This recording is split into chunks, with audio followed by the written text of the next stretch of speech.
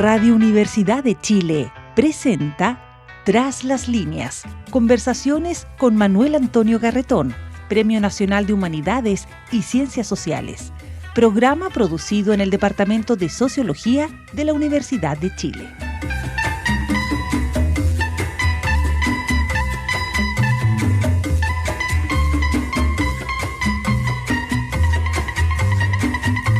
Muy buenas tardes. Bienvenidos y bienvenidas a Tras las líneas, el programa semanal del Departamento de Sociología de la Universidad de Chile, en que conversamos con intelectuales, académicos, sobre los grandes problemas que afectan nuestra sociedad, nuestra convivencia, no solo el espacio personal, sino también nacional e internacional, siempre desde la perspectiva particular de las ciencias sociales. Y hoy día vamos a tocar un tema, digamos, que uno pensaría que ha sido como el gran tema de los últimos 50 años. En el mundo, en América Latina y en Chile, que es el tema del feminismo. ¿Cómo ha evolucionado? ¿Qué problemas particulares, especiales, enfrentaría el feminismo hoy? ¿Se puede hablar de un feminismo o de múltiples feminismos? ¿Es un movimiento que busca la transformación total de la sociedad, solo la reivindicación de las mujeres? ¿Cómo se relaciona con las otras problemáticas de género que se presentan? ¿Qué trayectoria ha vivido en Chile? Porque el feminismo aparece en las investigaciones y planteamientos de nuestra invitada de hoy como una cuestión indispensable, necesaria para entender la historia de Chile. Se trata de nuestra invitada de hoy, es una historiadora. Hay siempre una discusión si la historia pertenece o no a las ciencias sociales. De hecho, casi nunca está en la facultad de ciencias sociales, sino está con otras facultades, humanidades, filosofía, etc. Pero hay aquí un aporte fundamental. O sea, no se puede entender lo que es un fenómeno como el feminismo o cualquier otro si no tiene una dimensión histórica. Sobre todo cuando se trata de historiadores e historiadoras que son historiadores de lo social, que no hacen solo una descripción, digamos, en el tiempo, sino que van desarrollando los conceptos para entender cada época. Ana María Stuen es probablemente una de las historiadoras más importantes sobre el tema de género, del feminismo, y también, junto con ser una doctora en historia en la Universidad de Stanford, y es profesora titular de la Universidad de Diego Portales y Universidad Católica, y ha sido profesora visitante en muchas universidades en el extranjero. Y tiene una enorme producción sobre distintos temas de la historia, y además ha cumplido una función que es muy importante en la creación de una fundación para asistir a las mujeres que están en prisión. En ese sentido, hay una combinación ahí de la historia, la historiadora, que ha hecho historia sobre las élites chilenas y otros aspectos, pero el de las mujeres también, pero también una persona como muy preocupada de fenómenos como este, que es la situación de las mujeres en las cárceles. Y ha hecho una fundación y además ha hecho unas proposiciones en algunos momentos que usted ha discutido leyes, ha hecho unas proposiciones muy, muy interesantes. Hasta hace unos pocos meses hizo una respecto a cómo dedicar unos ciertos fondos precisamente a las mujeres que están presas y sobre todo que tienen problemas con, digamos, la relación que tienen que tener con los hijos, que se les hace muy difícil. Bueno, Ana María Stuben, entonces, muy bienvenida a este programa. Es un gran gusto tenerte y yo quisiera partir con esta cuestión que tú planteas desde el comienzo, desde el título del libro que vamos a analizar, que se me había olvidado indicar que viene de publicar un libro de historia del feminismo en Chile y con un título que es muy interesante porque dice que es feminismo un concepto necesario para la historia de las mujeres en Chile. Partamos entonces por este punto. ¿Por qué el concepto es necesario para entender la historia de las mujeres en Chile, el concepto de feminismo, y no, por ejemplo, algo que diga relación estrictamente con el género? ¿Por qué la idea del feminismo para entender la historia de la mujer en Chile, entendiendo que además este es un feminismo que tú nos vas a explicar, que hay muchos feminismos en esta misma historia? Muchas gracias por estar con nosotros.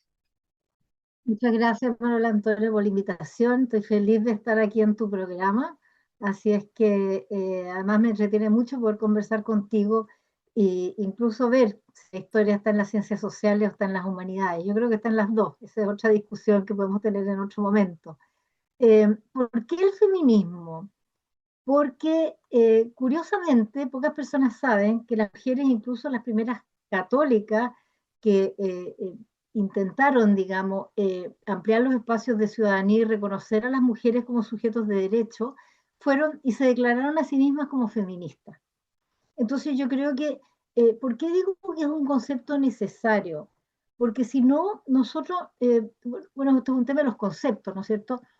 Las luchas de las mujeres por ampliar sus espacios de ciudadanía y por ser reconocidas, como te digo, como sujetos de derecho, es una, es una lucha, yo me atrevo a llamarle verdaderamente una lucha, un intento por imponer ciertas demandas, digamos, que eran necesarias, y esas demandas solo pueden ser nombradas, creo yo, como feministas, porque el concepto como buen concepto, ¿no es cierto?, puede ir evolucionando y resemantizándose en el tiempo, de manera de poder nombrar y representar la multitud o la variedad, digamos, de feminismos que nosotros podemos detectar en la historia de Chile. Entonces, no es solo un feminismo.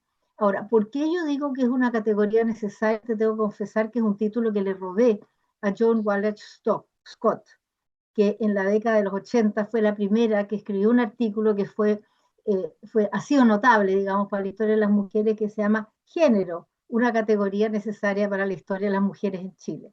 Entonces yo quise nombrarla como feminismo porque era el concepto que yo encontré en la historia de Chile. O sea, yo enfoco el problema desde una perspectiva historiográfica. Yo soy historiadora y por lo tanto reconozco, digamos, desde ese lugar que yo pienso la participación de las mujeres en la historia. ¿Pero por qué feminismo en vez de género? Feminismo en vez de género exactamente por lo mismo, porque el género supone, como muy bien lo define John Scott, digamos, que el género supone que hay una construcción desde fuera que se organiza desde el poder, ¿no es cierto?, para establecer las diferencias entre los sexos. Yo eso también lo entiendo, digamos, yo eso también lo acepto, digamos, que el género constituye las relaciones sociales basadas en las diferencias percibidas entre los sexos. Entonces, ahí hay una forma, por decir, primaria de significar las relaciones de poder. Como historiadora, si bien el género es un concepto que a mí me informa en mi trabajo, lo que yo quería era rastrear a las mujeres como agentes de su propia historia. Entonces, si bien reconozco que el poder juega un lugar fundamental para constituir las relaciones sociales, me parece de que el feminismo me permite a mí poner a las mujeres como agentes de su propia historia. Pero en ese caso, entendiendo que hemos pasado siglos y siglos, milenios quizás, ¿no es cierto?, de patriarcado, pero habría que pensar también en una categoría como feminismo para referirse a los hombres, no como dominadores, no como patriarcas. ¿Y cómo se llamaría eso? ¿Masculinidad? Podría llamarse masculinidad, pero ahí es donde yo creo que es muy importante el tema de género. Ahí es donde yo introduzco el tema de género, porque el tema de género lo que nos permite es estudiar las relaciones entre los sexos. Entonces, entender que, por ejemplo, así como hay diferencias de género respecto de las mujeres, también podríamos establecer diferencias de género respecto a los hombres. No es lo que yo trabajo, pero por ponerte un ejemplo, qué sé yo, hace unos 20 años atrás, en la educación primaria en Inglaterra, el 10% de los profesores eran hombres. ¿Por qué? Porque había un sesgo de género que hace que la educación de los niños sea una educación que está asociada a las labores de cuidado y por lo tanto está asociada a las mujeres. Entonces, en alguna manera, si tú me dijeras discrimina por género a los hombres, podríamos decirlo que sí. Pero en mi caso, como historiadora, yo lo que hago es rastrear el concepto a lo largo de la historia. Es hacer una relación de cómo las mujeres han ido como agentes ampliando sus espacios de participación y ampliando su ciudadanía en consecuencia, que es como uno de los focos, digamos, en los cuales yo pongo el libro. Eso no quiere decir que yo esté tomando en consideración todos los elementos que participan en el género. Yo tengo entendido que hoy día, o sea, no tengo entendido, sabemos los dos, ¿no es cierto?, de que hoy día el género es un concepto muy disputado, un concepto muy que en la discusión teórica e incluso en la discusión filosófica tiene muchas distintas interpretaciones, ¿no es cierto? Nosotros podemos identificar un feminismo liberal, un feminismo radical, un feminismo socialista, un feminismo postestructuralista, etcétera, ¿verdad?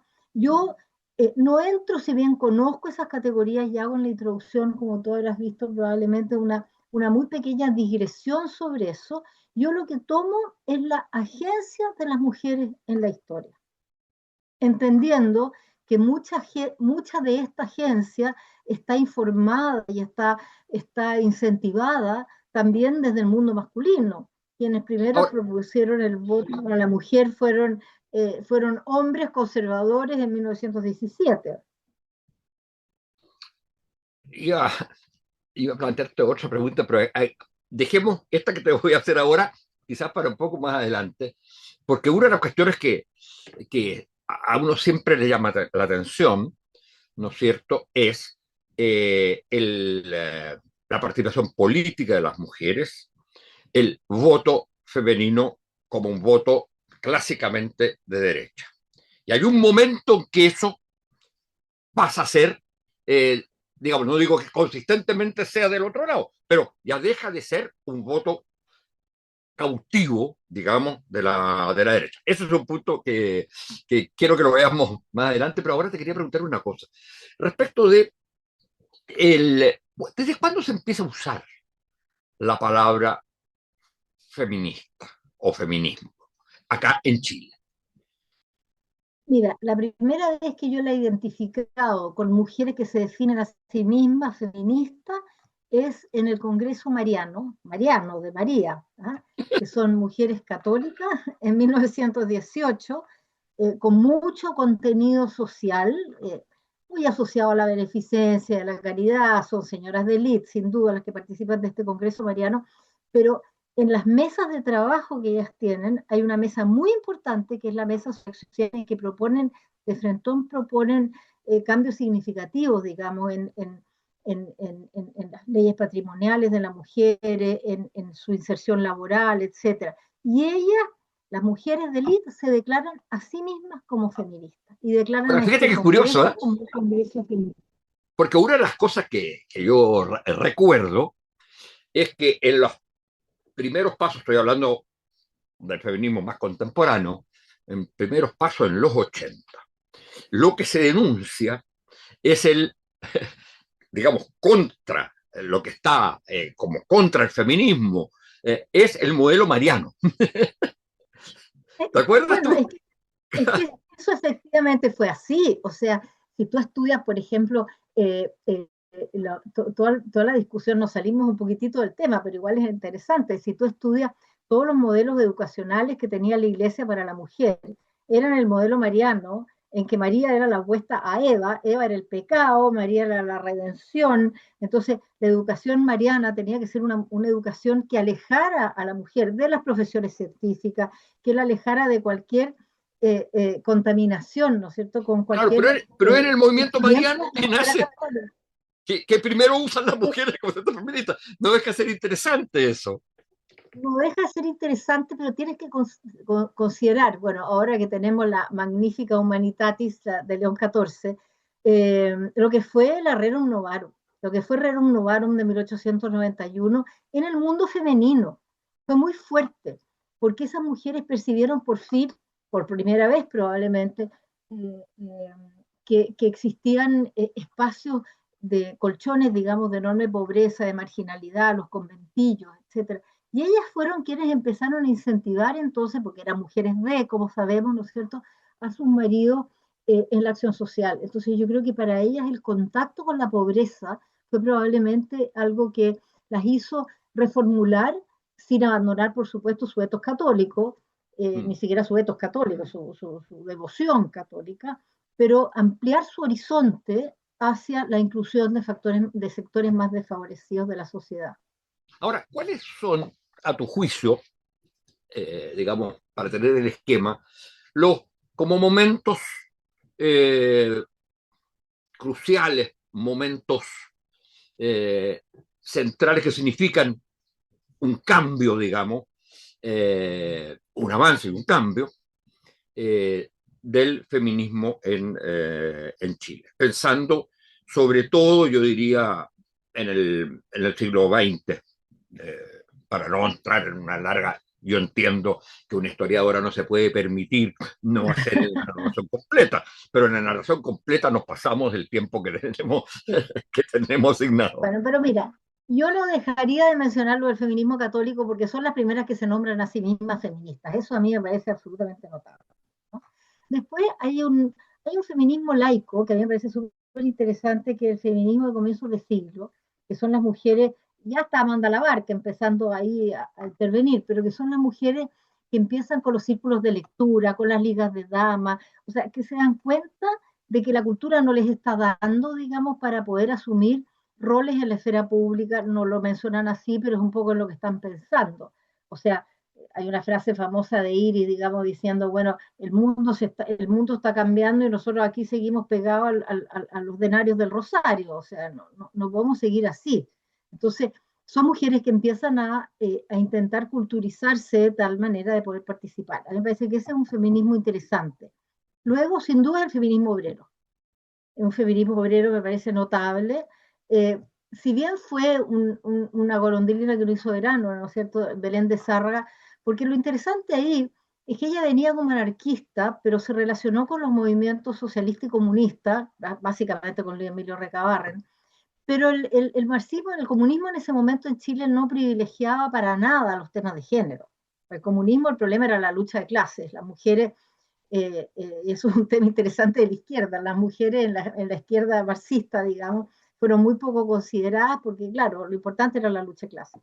Entonces, este feminismo laico, yo te diría el feminismo obrero, un feminismo que se expresa en la prensa, en los primeros sindicatos, los sindicatos de las costureras, los sindicatos en los distintos ámbitos donde las mujeres, digamos, empezaron a participar y que fueron incentivadas desde la prensa obrera, dirigida incluso por mujeres, el periódico La Albolada, de Carmelia Geria, etcétera. Hay varios periódicos ahí que intentan, digamos, y que lo va a tomar de alguna manera este movimiento después de emancipación de las mujeres. Después te diría el feminismo, los derechos civiles. Eso es clave. o sea, los primeros partidos feministas de la Y década del el 20. sufragismo entre ellos. ¿Perdón? El ¿Perdón? sufragismo Eh, entre ellos. El yo te sufragismo. diría que el sufragismo viene después. No, Ah, en viene primer después, ya. momento el movimiento son los derechos civiles. Incluso ponte tú Martina Barros, por decirte que se declara a sí misma abiertamente como feminista. Martina Barros dice, nosotros no queremos el voto todavía. Nosotros lo que queremos en este momento son los derechos civiles, tener derecho a nuestro trabajo, a nuestro patrimonio, a la educación de los hijos. Eso es lo que les interesa en un primer momento. Incluso ellas tienen dudas si el voto les va a interesar o no les va a interesar. El voto entra de lleno, yo te diría, en la esfera pública en la década del 30. Y ahí, Así. por supuesto, Wanda Labar, que es súper importante, y la fundación del Movimiento de Emancipación de las Mujeres de Chile, el famoso MEMCH, es clave. Yo te diría que ahí entra de lleno los derechos políticos y el sufragio, etcétera. O sea, las sufragettes, ponte tú, de las inglesas, ¿no es cierto?, de los siglos XVIII, yo me acuerdo que, creo que fue Amanda Labarca, decía que ese era movimientos de las mises, decía ella, ¿no? O sea, no era lo que a ella les interesaba en un primer momento. Y ahí ya, después del derecho a voto, empieza el interés por lo que se llama un feminismo más sustantivo, digamos, que es la ampliación de los espacios de ciudadanía, digamos, tanto a la sociedad civil, no solamente a la sociedad política, sino también dentro de la sociedad civil. Ahora, hay un momento, digamos, para saltarnos a alguna etapa, que a mí me llamó la atención en el respecto de el paso de la Unión Popular, digamos, a donde ya hay, digamos, una concepción nueva, en el caso de la Unión Popular, ¿no es cierto?, de feminismo, aunque no se le nombre así, ¿eh? Pero Sí. es No, interesante. pero sí se nombra Uno Julieta tiene que Tiempo, analizar etcétera. bajo esa perspectiva. Claro, claro, Pero claro que sí. ahora, en la dictadura,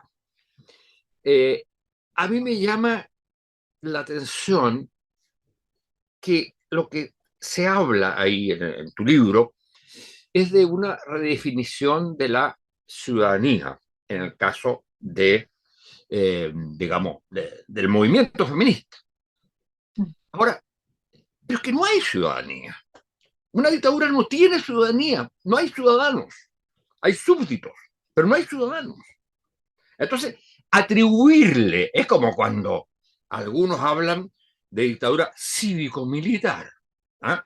Como si pudiera haber una dictadura que sea cívica, es una locura. ¿Ah? Bueno, entonces yo tengo la impresión que ahí hay una redefinición de la ciudadanía. No, no hay redefinición, hay eliminación de la ciudadanía. Otra cosa es que los, los movimientos feministas quieran otras características que sean bastante importantes. Es de las primeras veces, y ahí toco con una de las preguntas anteriores, es de las primeras veces que hay una votación femenina no de derecha, contra la derecha, en el plebiscito. No, no. Yo creo que ya el voto chileno, el voto femenino es mucho más plural ya desde la década del 50 y del 60. O sea, Inés Enríquez, por decirte, mujeres que ya están, digamos, en la vida parlamentaria, no se definen a sí mismas como mujeres de derecha. Ahora, el término del porcentaje de votación, Sí, probablemente tú tienes razón. No manejo exactamente esa cifra, pero sí, probablemente tú tienes razón que es después de la dictadura que empiezan las cifras, digamos, a ser mayoritariamente y femeninas, quizás no de derecha. con el plebiscito mismo, porque Claro, exactamente, en exactamente, el plebiscito las claro, mujeres votan por el no en el 52%, es un poco menos que los hombres, exactamente, pero exactamente, ya está claro claro, que claro. han Ahora, cambiado.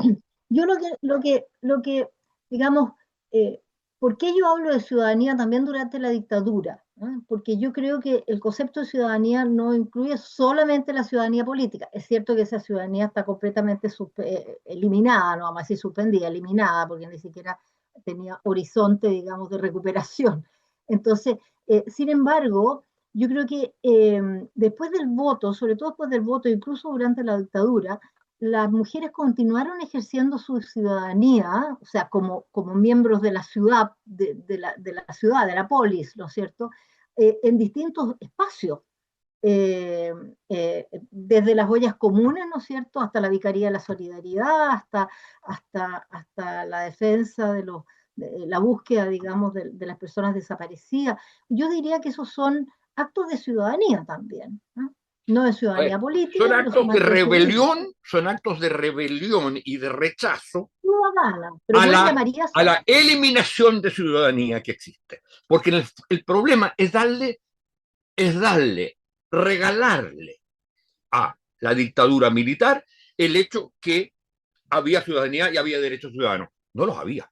Otra cosa son las luchas. Yo no estoy hablando de derechos ciudadanos, yo voy a concebir la ciudadanía como una agencia femenina, por ejemplo, en la polis. Y eso la dictadura no lo pudo eliminar. Pero había agencia femenina. Había agencia. Por supuesto. Contra. Había agencia de todas las formas de oposición. Pero no eran ciudadanos, porque no estaban considerados ciudadanos. Entonces, porque el Estado no los aceptaba como ciudadanos. Entonces claro, bueno, pero ahí yo creo que entramos en el problema de las disciplinas. El problema que la historia... filosófico. No, digamos, la sociología tiene una definición más o menos clara. No es solamente aquello que reconoce el Estado.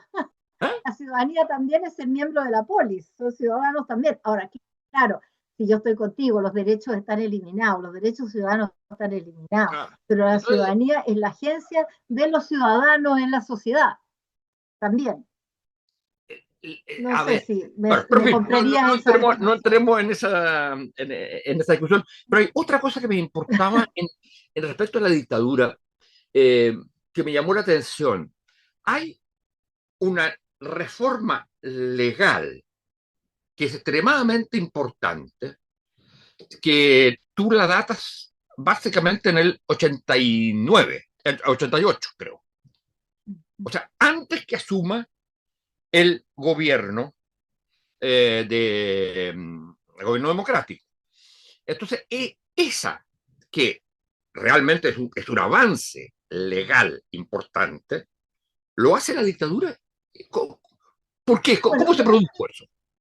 Claro, es que acuérdate que en la dictadura, doña Lucía tenía estos centros de madre, y ella crea, entonces, al final de la dictadura, se crea el Servicio Nacional de la Mujer, porque existe la necesidad, digamos, de darle una salida a esta participación femenina. Ahora, ¿qué pasa? Viene inmediatamente la recuperación de la democracia y estos organismos del Estado adquieren otra...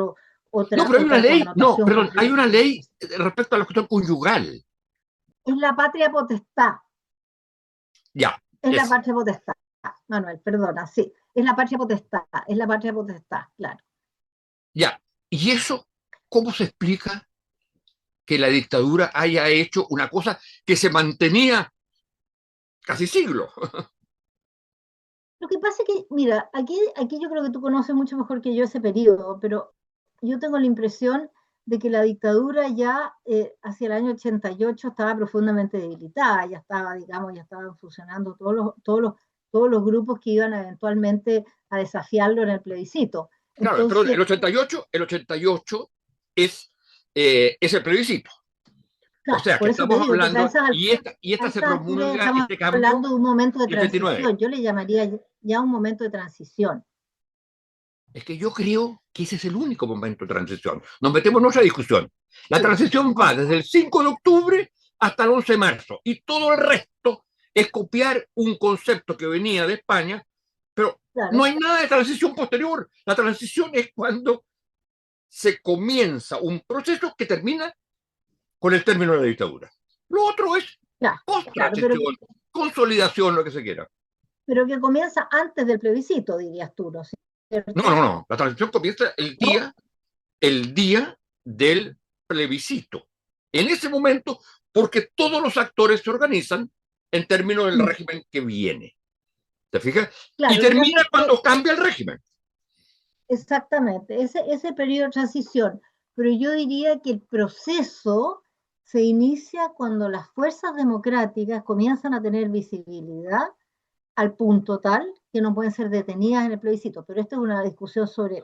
Claro, uno podría decir, ahí viene toda esa discusión del 83, claro, la movilización del 83. Bueno, pero está bien, no tenemos... Es el 83, pero claro.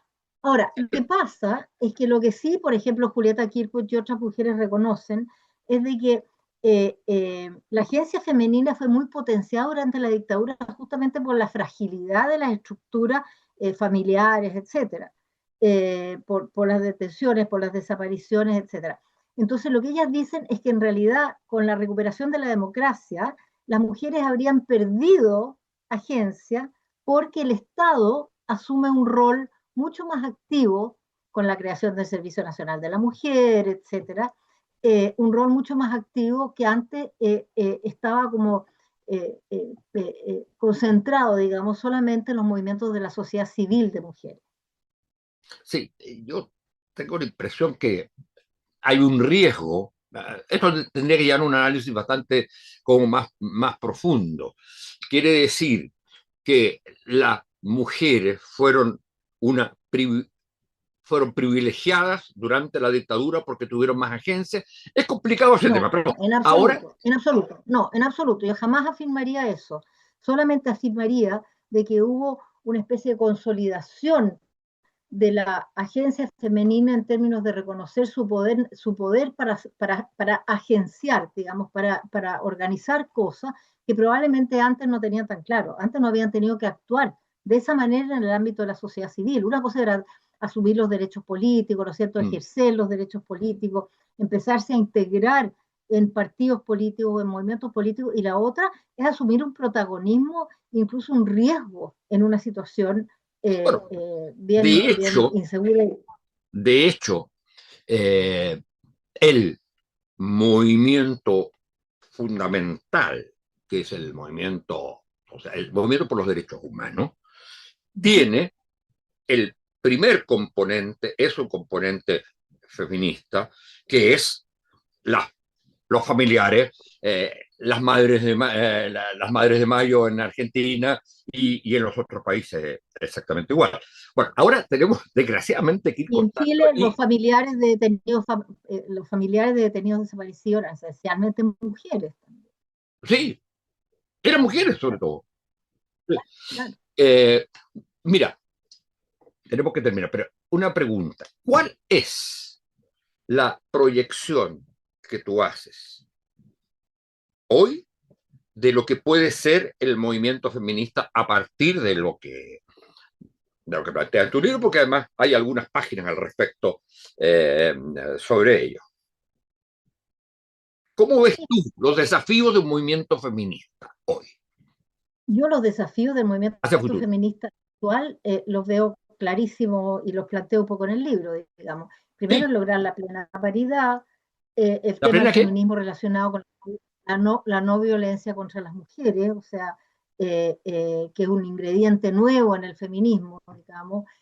Los trabajos de cuidado, o sea, yo creo que hay una conciencia en la sociedad actual de que los trabajos de cuidado recaen sobre todo en la mujer, que el hombre dedica mucho menos horas semanalmente al cuidado que las mujeres.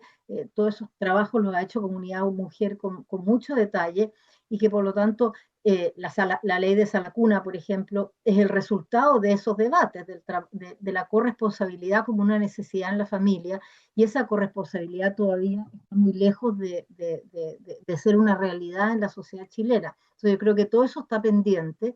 Yo creo que el tema de la violencia es fundamental, los cuidados y finalmente los debates contemporáneos sobre género. O sea, yo creo que si bien esa no es mi línea, porque yo soy historiadora y trabajo desde ese prisma, digamos, historiográfico, yo creo que hay un debate al interior, digamos, de las feministas en torno al género, que es cómo convertir la igualdad legal en una igualdad sustantiva que abarque todos los aspectos de la relación de los géneros. Eso me parece que es fundamental, porque no todas las feministas comparten la misma comprensión de la igualdad, de la diferencia sexual, de la maternidad o del mismo concepto de género. Ahí hay diferencias muy importantes, y que yo creo que este libro, lo que yo tengo la esperanza es que un poco ayude también, como yo digo que el feminismo es un concepto en disputa, que fue la inspiración en parte que tuve en el libro, porque yo creo que los movimientos feministas del 18, ¿no es cierto?, las mujeres que cerraban las universidades al ingreso de los hombres, ¿no es cierto?, todo ese feminismo antimasculino, le hizo un daño tremendo al feminismo y lo ha convertido hoy día en un concepto en que un porcentaje importante de mujeres que serían o que son feministas, son antifeministas porque tienen esa visión de lo que fue el movimiento feminista, un movimiento antimasculino. Yo creo que lo que es clave es llegar a una concepción de género que sea relacional, que entienda que es una herramienta analítica indispensable para comprender que las sociedades han sido construidas históricamente con roles atribuidos a hombres y mujeres, que hay que superarlos, que ese es el concepto de corresponsabilidad que yo creo que todavía tiene un largo trecho por andar. Estamos recién pensando en la sala cuna. Y además hay una cosa que es clave. Ha habido, sin duda, comparado con periodos anteriores, un avance en las situaciones de poder de las mujeres en el plano elitario. Es decir, de las instituciones. Piensa tú, el otro día la fotografía del cambio de rectora en la Universidad de Chile, Notable, todos los cargos, notable, casi todos eran notable. mujeres. Ahora piensa tú también Claro. en las asociaciones de empresarios, ¿eh? En la SOFOFA, en la otra, están mujeres a cargo de eso. ¿Significa eso una mayor igualdad en general? No lo significa Yo diría necesariamente. que no. Yo diría que no necesariamente. Son mujeres muy de élite que acceden a esos cargos muy, muy, muy coyunturalmente. Ahora, el principio es bueno, el principio es bueno que sea así. Claro, pero que al principio dan la impresión de que hay Como una que, participación igualitaria en directorios, en todas partes, y no es así. claro, Ahora, el problema es que la contracara de eso es que personas empiezan a reaccionar con lo que llaman la feminización de las empresas, la feminización de las universidades, que es una reacción justamente a estos movimientos feministas radicales. O sea, toda la postura de esta Helen Andrews, por ejemplo, de que en los directorios de las universidades, donde hay, en el consejo universitario, donde hay mayores mujeres que hombres, se va a privilegiar lo sentimental sobre lo racional, etcétera. Es una discusión que yo creo que atenta contra la igualdad sustantiva de la mujer notable. bueno, que yo sepa, todo lo que es el movimiento feminista y sus fundamentos, yo diría que, por supuesto que tienen emociones y todo, pero es de lo más racional que existe. O sea, Absolutamente, digamos. además, además que si las mujeres efectivamente aportamos una dosis de emocionalidad, dialoga perfectamente con la misma racionalidad de las mujeres y con la racionalidad y la emotividad masculina. O sea, yo creo que eso mira, me recuerda en el siglo XIX, cuando desde la iglesia se decía que el destino de la mujer era la cuna, la cruz y el sepulcro, digamos. O sea, cuando se temía que nos educaran en las profesiones científicas porque no íbamos a seguir el camino de Eva y convertirnos en mujeres pecaminosas. O sea, ojo con eso. Bueno, muchas gracias, Ana María, por haber estado con nosotros sobre este tema. Felicitaciones por tu libro. Gracias. Bueno, y muchas gracias a ustedes, señoras y señores, auditoras y auditores, y será hasta la próxima semana. Radio Universidad de Chile presentó Tras las líneas, conversaciones con Manuel Antonio Garretón, Premio Nacional de Humanidades y Ciencias Sociales, programa producido en el Departamento de Sociología de la Universidad de Chile.